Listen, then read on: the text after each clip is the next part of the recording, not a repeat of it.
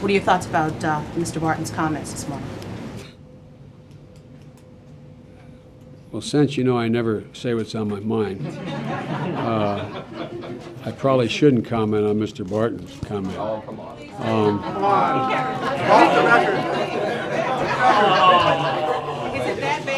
They're encouraging me. What can I say? Well, okay. Look, You should. look. How big of a deal was it? Thank God my mother wasn't around. Look, guys, I find it incredibly insensitive, incredibly out of touch.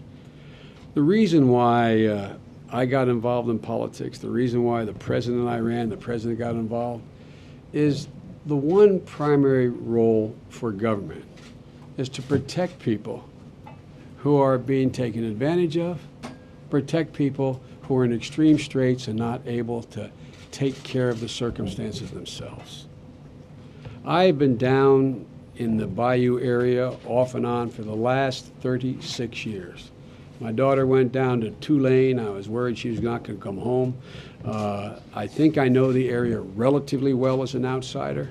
There's an entire way of life in jeopardy. This is just not about jobs.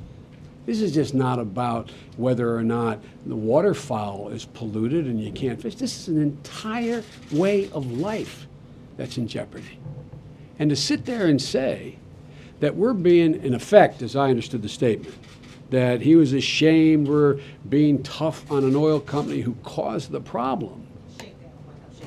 I mean,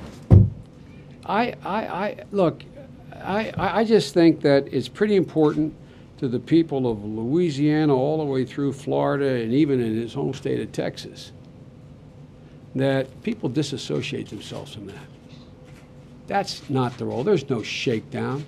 It's insisting on responsible conduct and a responsible response to something they caused. And I find it outrageous to suggest that if, in fact, we insisted that BP demonstrate their preparedness to put aside billions of dollars, in this case $20 billion, to take care of the immediate needs of people who are drowning. These guys don't have deep pockets. The guy who runs the local marina, the guy who has one shrimping boat, the guy who has one small business, he can't afford to lose $10, $12, $15, $30,000 a month. And so the thing the president did, and I was so proud of him, is when we had the meeting with BP, and they were cooperative in the meeting. They were cooperative.